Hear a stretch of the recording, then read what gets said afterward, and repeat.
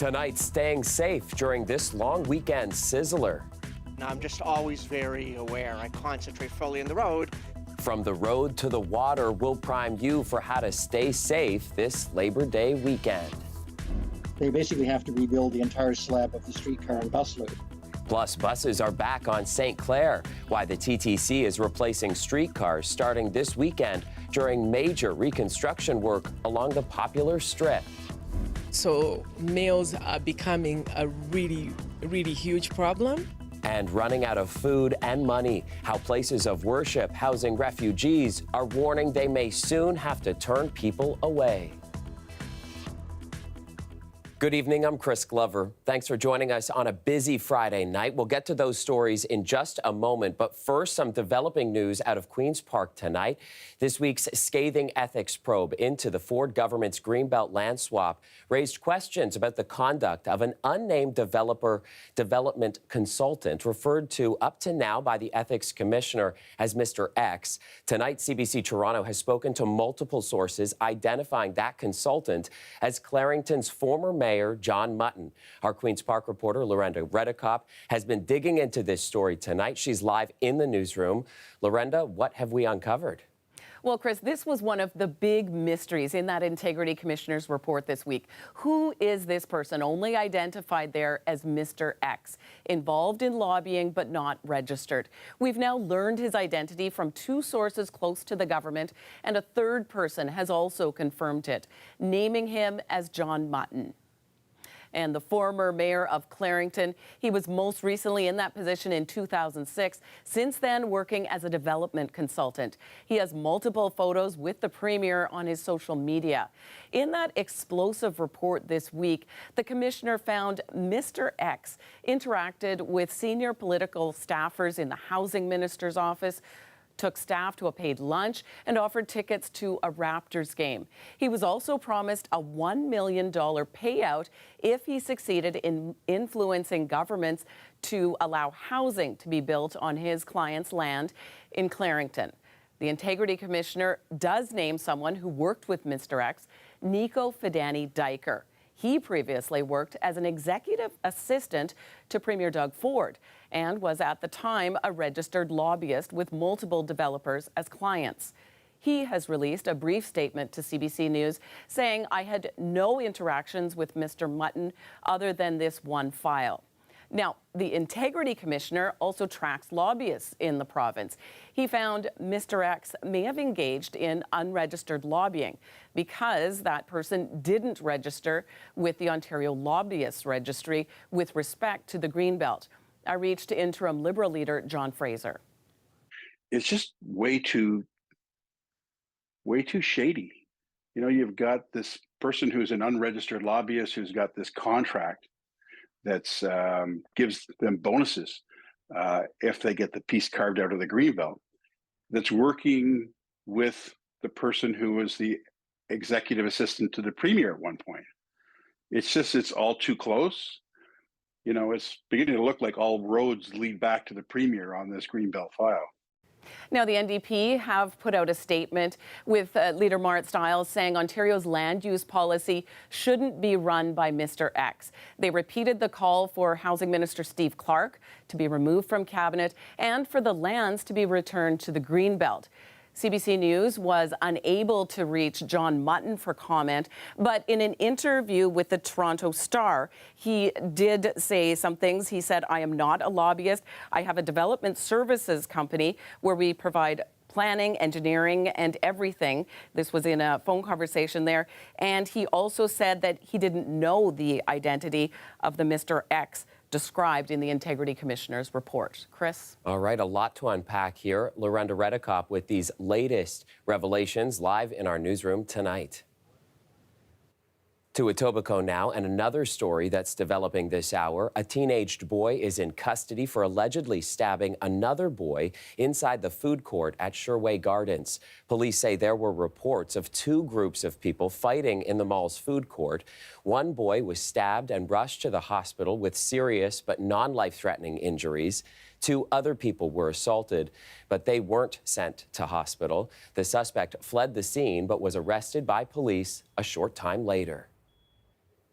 Safety will be a top priority in the days ahead. The Labor Day long weekend is, of course, known as the unofficial end of summer, and lots of people will be out marking the moment by enjoying the unseasonably warm weather. Anam Khan has this reminder of how to stay safe on the road and the water. Thousands of people are expected to hit the road this Labor Day weekend, known as the end of summer. The OPP says it will be patrolling the roads to make sure people are getting around carefully. The provincial police says nearly 240 people have already died this year in traffic-related accidents. Carrie Schmidt with the OPP says there are 4 leading causes of deaths on the road. Aggressive driving, speeding, distracted driving, not just cell phones, but any types of distractions, and then impaired driving, drugs or alcohol, and please make sure you're wearing your seatbelt. The OPP expects many people to be taking day trips across the province. I'm just always very aware. I concentrate fully on the road and trying to figure out what other drivers are going to do. This family is heading north for the day to Chutes Provincial Park. Because we have many kids traveling with us, so we just want to smooth drive. Yeah, so good for us and for others too. And with so many expected to focus on water activities this weekend, officials are warning to be careful on lakes and rivers too. So we really want people, especially parents, to be very vigilant with their kids. It is absolutely critical that you never take your eyes off your children around the water. 96% of children under 5 who drowned had supervision that was absent or distracted. According to the Life Saving Society of Ontario, drownings are down 12% this year compared to the same time last year. Still, there have already been 57 drownings in Ontario this year. The Life Saving Society says keep the inflatables at home because they aren't safe and put on life jackets instead. I got a demo by a guide at the Harbourfront Canoe and Kayak Center. You want to zip it up? All right. To talk about water safety, we got to get on the water. I'm just going to do up the straps. We want it to be tight enough so that you feel it and it's not going to come off your body. So a good way to test is if you put your thumbs underneath the shoulder straps and lift up. If it goes above your ears, then it's way too loose. Okay. Right now, that's good. Yeah, that's how you put on a life jacket. All right, excellent. All right, I'm ready. Here's your paddle. I am ready. The Harbourfront Centre says it expects a 50% increase in boat rentals this weekend, making it the busiest weekend this summer. Anam Khan, CBC News, Toronto. Those heading to Wasaga Beach this long weekend can expect road closures and a heavy police presence. The town was granted an injunction against an unsanctioned car rally planned for this weekend. It came to our attention earlier in August that a group known as H2OI Canada was targeting our community for the September long weekend. We had previously reached out to past organizers that had been here in previous years and asked them to go through our permitting process and partner with the town to put on a safe event. They let us know that that was something that they had no interest in. The injunction was granted by Ontario's Superior Court. It prohibits people from planning or taking part in the car rally, and those who are in violation will be arrested and charged with heavy fines. The town of Wasaga Beach says unsanctioned rallies in the past have caused damage on both public and private property, and the town says it'll use the full extent of the law to stop the event from going forward this weekend. It's warming up already, 19 degrees and a few clouds tonight, heading to a low of 13 degrees. Nick Cernkovich is here with a first look at the steamy forecast this weekend. Hey, Nick, a big warm-up is in store. Well, Chris, the story over the next coming week is going to be all about the temperatures, so it's fitting that we start with temperatures. Now, we'll look at today because today pretty much spot on where it should be for this time of year in terms of seasonal averages. We started out this morning at about 13 degrees in the city of Toronto, single digits though, outside the GTA, but as we headed through the afternoon up to 23 degrees, and 23 is actually the seasonal average for this time of year. That is changing, though, and we're going to talk about that in your long-range forecast, and it's because of this high pressure that's moving in. So wide area of clear skies moving across the region. Just as a warm front sort of pokes through tomorrow, we'll see some isolated showers across the region. Say from about 10 a.m. through till about 4 p.m., the risk of some isolated showers or thunderstorms. Some cloud cover in there as well, but that clears out by Sunday. and lots in the way of hot, sunny weather. For tomorrow, though, 27 degrees, breezy conditions, up to 40 kilometers per hour. Feels like 32 with the risk of a few showers. Getting hotter, though, in the long range. Full details coming up. Oof, that is hot. All right, thanks, Nick. Taking you now to the popular St. Clair Strip, and a significant change is coming this weekend. The busy shopping district will see its streetcars replaced with buses. As Greg Ross reports, it's to allow for major reconstruction work along the transit line. These streetcars are scheduled to come off the tracks on St. Clair in just a couple of days. They'll be replaced by buses between St. Clair Station at Yonge Street all the way to Guns Loop just west of Kiel. It came as a surprise to some commuters today. I didn't hear that. I didn't hear that. I don't like it personally. I hate riding the bus compared to the streetcar and the subway. It'll be a hassle, especially over winter, not being able to get the streetcar right at the end of my street, having to walk all the way down here. The TTC says it's necessary in order to complete multiple construction projects, and it's going to take almost a year to get them done. There's been no sense of why this work should take so long to do. Steve Monroe is a transit advocate. He says it seems like the TTC may be dragging its heels on the work that needs to be done. It includes replacing overhead cables along the entire route. It's to finalize the conversion of the overhead lines to operate only for pantographs, which are what the new streetcars use to do their power pickup. The TTC is also giving the St. Clair West Station at Bathurst a complete overhaul. They basically have to rebuild the entire slab of the streetcar and bus loop. In addition to that, they're replacing the streetcar offloading platform at Yonge St. Clair Station and relocating utilities there. There are also a number of smaller projects with help from Metrolinx, Toronto Hydro, and Toronto Water. And while all that work is being done, transit could be slower, particularly during peak hours. The buses cannot use the right-of-way that's built for the streetcars. This means the buses have to run in the curb lanes with all the other traffic on St. Clair. And the last time this happened, the bus service was terrible. It's going to be a mess. What can I do? Not much. Didn't they just also do this on Queen Street as well, where they closed down the Queen streetcar for like a year?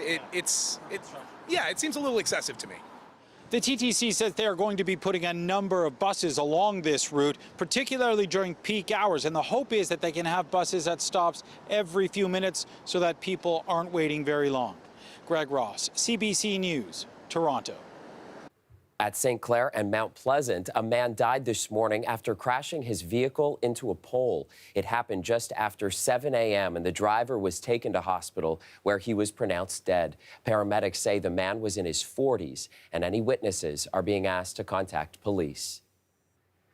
We're following a significant development in the case of Kenneth Law, the Mississauga man accused of mailing poisons to people at risk of suicide. CBC News has learned that Calgary police are now conducting an investigation into whether Law is connected to 2 sudden deaths there. Law currently faces 14 charges in Ontario for counseling and aiding suicide. And internationally, he's being linked to more than 100 deaths in multiple countries. Police allege the 57-year-old operated websites selling a potentially lethal substance and other suicide paraphernalia to at-risk clients. He allegedly sent over 1,200 packages.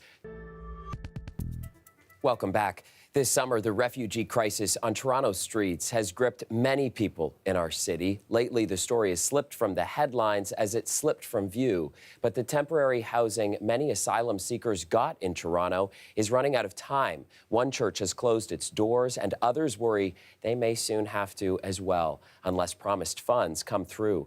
Dale Manuktuk has the latest. A carefully designed floor plan, which at one point sheltered up to 230 refugees, is gone. Items boxed up and packed away, mattresses stacked on top of each other. We always had an end date of August because we have an elementary school that begins in September. Those staying at Revival Time Tabernacle have slowly been sent off. Last night, the last 5 were moved into a temporary hotel shelter. It's been a 6-week journey restoring dignity to people who at one point were sleeping on the streets outside of Toronto Shelter Central Intake. You know, I think feeling seen is very important to them after feeling so unseen by this city for so long. 250 emergency spaces were opened specifically for this refugee crisis, but those are full. We are a safe sanctuary city. We welcome these individuals here, but they're being welcomed, unfortunately, without the full robust plan of available housing.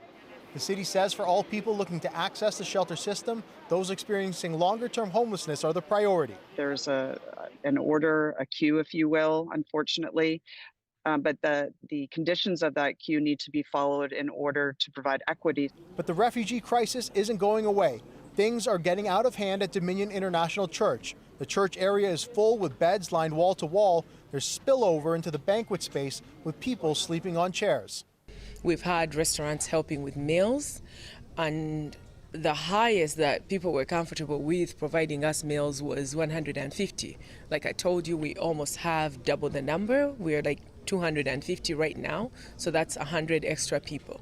So meals are becoming a really huge problem. Funding these operations isn't cheap. Last week, the churches were promised $50,000 each, but have yet to see that money.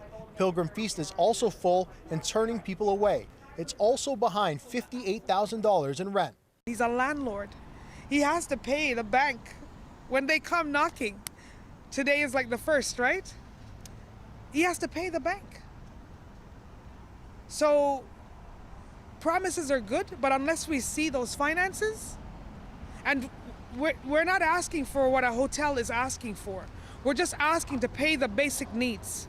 While people sleep in old banks, the churches are still waiting for promised funding.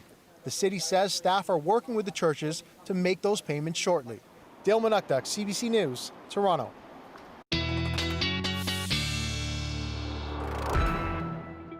All right, let's shift back to weather and to you, Nick, and a look at the sizzling long-range weekend forecast. Well, Chris, I alluded to that hotter weather moving into the GTA, and that is what we're going to start with. In fact, this is going to be the story for the next 5 days. Now, I mentioned a few showers for tomorrow. This is isolated stuff. But other than that, what we're talking about here is hot, hazy, humid weather, and it comes with a lot in the way of sunshine. That is a look at your weather headlines heading through the next week. Let's go right into the temperatures here, because this is what's happening on sort of the bigger picture. We've got some of this very hot weather that's through the mid-United States. As we move through tomorrow, though, and then into Sunday, we've actually got that shifting slightly eastward, the jet stream pushing to the north, and we're kind of locked into this pattern. You'll notice that we've got this heat wave basically right into the end of next week, and that continues. It's not until the end of next week where it begins to break down. Now, before that, sort of on the leading edge, we've got a few isolated showers. This takes us to tomorrow morning. I think kind of around 10 a.m. or so till maybe 4 p.m., we've got the risk of some isolated showers across the GTA, mostly to the west end of the city, though, and then areas further to the southwest. After this clears out, though, we've got basically sunny skies, and that lasts for Sunday, Monday, Tuesday, and Wednesday, as well as this high pressure stays in place. A little gusty for tomorrow, though. We'll see winds out of the southwest, about 20 gusting to 40, maybe 50 kilometers per hour in some areas. That's indicative. Those southwest winds are indicative of warmer, more humid weather that's moving into the region, and that's exactly what we're seeing. It will begin to sort of ease off into Sunday, and then lighter winds in the forecast after that. Tonight, we're looking at temperatures down to anywhere from about 14 to maybe 17 degrees, and heading through tomorrow, high of 27 degrees. Feels like 32, and that's just the beginning. By Sunday, we've got temperatures at 31, humidex of around 37. Almost the 40 mark in terms of the humidex as we head through next week, but temperatures for at least the next 4 or 5 days around that 30 mark. Chris. All right, Nick, thanks a lot. We'll take you to the skies over the CNE when we come back. Welcome back. As we gear up for the Labor Day long weekend, of course, there will be lots of exciting things to do, including the Toronto International Busker Fest, back for another year. Toronto International Busker Fest for Epilepsy is back. As always, it will be jam-packed with all kinds of performers from all over the globe. We have over 100 performers booked to come in over the weekend of the 4 days. From circus acts to daredevil performances, the festival provides plenty of fun. Of course, there will also be plenty of food. New to this year is Bark in the Park, featuring special shows from dogs and cats, and funds raised will go to support Epilepsy Toronto. But of course, the big event taking flight this weekend is the Canadian International Air Show at the X. And last night we showed you how the U.S. Navy's Blue Angels will join Canada's beloved Snowbird fighter jets for some high-flying acrobatics at the X. And today we had video producer Laura Peterson team up with a pilot to show off a few stunts. And today, what kind of stuff are you going to show me? We'll go up for a quick hop. We'll head east to the field. We'll find some airspace where we can get a little bit of altitude. And I'll give you sort of an introduction to what the maneuvering is kind of like. The show is very dynamic. It's quite high G, so we won't get to the excesses, but you'll get to see the world from a different perspective, and we'll have a little bit of fun. I'm Mike Tryggvason, and I'll be flying the Toronto Air Show this weekend in this Extra 330 LC. So this airplane's a high-performance aerobatic airplane, German designed and built. It's the pinnacle of really aerobatic platforms. I've got a roll rate of about 420 degrees a second, and it's capable of plus or minus 10 G. That's 10 times the force of normal gravity when we're on the ground here. So I got into aerobatics shortly after getting my pilot's license in 2003. It was always a target of mine, so I started right off the bat. So it's a long road to go from aerobatics into air shows, but with a lot of work, a lot of dedication, setting goals, and then working hard. That's it. The whole goal of the sport is to make yourself incrementally better. That's what it's about. The Canadian International Air Show, this is its 74th year. We're going to have a fantastic show. And it really is, it's celebrating the pinnacle of aviation. As a society, we've developed a lot of technology that makes our everyday lives a whole lot easier and a whole lot more enjoyable because of things that we've done in the aviation and the aerospace field. So we're here to celebrate aviation, we're here to celebrate technology, celebrate science, engineering, math, all the STEM fields. As a pilot at an air show, motivating the future generations of aviation is absolutely critical. There's a shortage of pilots and mechanics and a lot of aviation professionals. If this sparks the inspiration for the future generations of aviation within Canada, that'd be fantastic. That's what it's all about. Awesome. Thank you. And Laura Peterson there with the best assignment of the week. That is our show for you tonight. Thanks for joining us. Have a great long weekend, and I'll see you back here on Monday.